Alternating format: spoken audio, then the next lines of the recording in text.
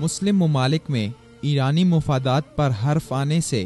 ایران کون سے اوچھے ہتھ کنڈے اختیار کرتا ہے؟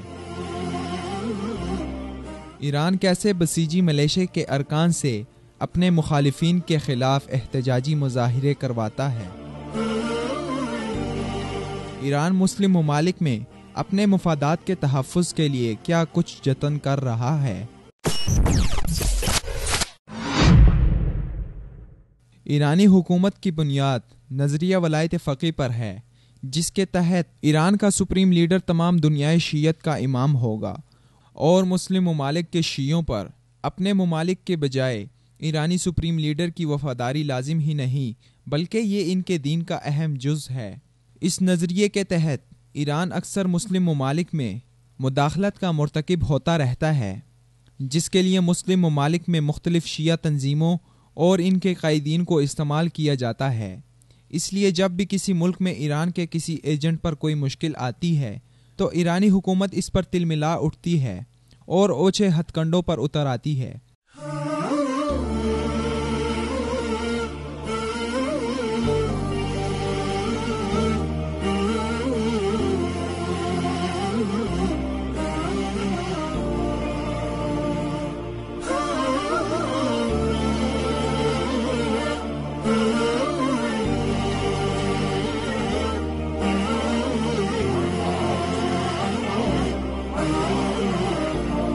حال ہی میں جب ایران نواز سعودی دہشت گرد باقر النمر کو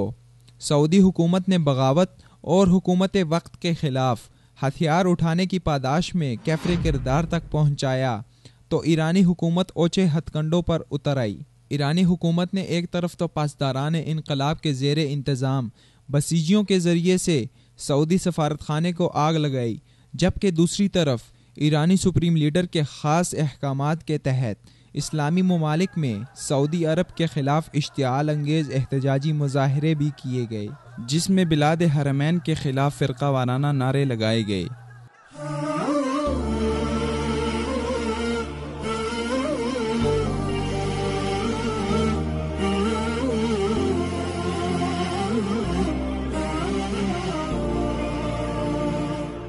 مسلم ممالک کے امن و امان کو خراب کیا گیا، شاہراہوں پر بدترین بدماشی رچائی گئی اور ایران کے حق میں نعرے لگائے گئے جو اپنے پیچھے کئی سوالات چھوڑ گئے۔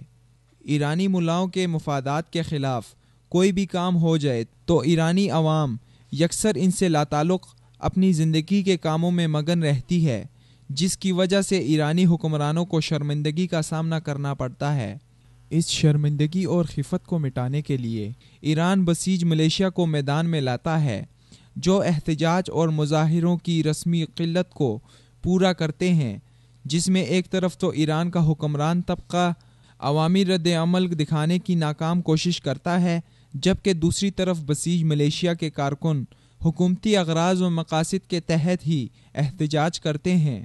جس کے لیے کسی احتجاج کے کال یا پھر تشہیر وغیرہ کی ضرورت نہیں پڑتی، بلکہ سرکاری ملازم ہونے کی وجہ سے بسیجیوں کو صرف ایک دن دفتر یا کام پر جانے کی بجائے مخالف اسلامی ملک کے خلاف ایرانی سڑکوں پر نعرے لگانے ہوتے ہیں، اور یوں اس دن کی دہاڑ بسیجی سڑکوں پر شور و غوغا کرتے ہوئے گزار لیتے ہیں۔ اندرون ایران احتجاجی مظاہروں کو ہینڈل کرنا تو ایرانی حکومت کے لیے کافی آسان ہوتا ہے، جس کی وجہ یہ ہے کہ بسیجی ہر وقت ایسے معاملات کو سر انجام دینے کے لیے پیش رہتے ہیں، لیکن دیگر اسلامی ممالک میں ایرانی مفادات کے تحفظ کے لیے کیے جانے والے احتجاجی مظاہروں پر ایران کے لاکھوں ڈالر خرچ ہوتے ہیں، جن میں سے ایک خطیر رقم تو وہاں احتجاجی مظاہرے منعقد کرنے والوں کو ادا کی جاتی ہے، جبکہ احتجاجی مظاہرے کے شرکاء کو بڑی تعداد میں ادائیگیاں کی جاتی ہیں۔ اشتہار بازی اور پروپیگنڈا مہم کے لیے الگ سے رقم مختص ہوتی ہے، جو ایران سے آئے ہوئے پیسوں کا ایک بڑا حصہ ہوتا ہے۔ دیگر ممالک کی طرح پاکستان میں بھی ولایت فقیہ کے علمبرداروں پر ایران خطیر سرمایہ کاری کر رہا ہے۔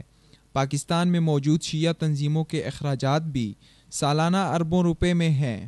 جن کا انتظام براہ راست ایران سے ہو رہا ہے۔ مختلف مواقع پر اشتہار بازی ہو، عارف حسینی کی برسی ہو یا مذہبی پروگرامات ہوں، دیواروں پر آویزاں بڑے بڑے اشتہارات انہی پیسوں سے آویزاں کیے جاتے ہیں جو ایرانی پروپیگنڈا کے لیے سپریم لیڈر علی خامنہئی کی طرف سے براہ راست ولایت فقیہ کے نمائندوں کو جاری کیے جاتے ہیں۔ یہ بات سب پر واضح ہے کہ ایران کی ایما پر صرف مسلم ممالک میں ہی مداخلت کے لیے بڑے پیمانے پر سرمایہ کاری ہوتی ہے، اس لیے تمام اہلیان وطن کی ذمہ داری بنتی ہے کہ وہ ایران کے اس مکروہ چہرے کو بھانپتے ہوئے مملکت خداداد کو اس کی ناپاک سازشوں سے محفوظ کریں۔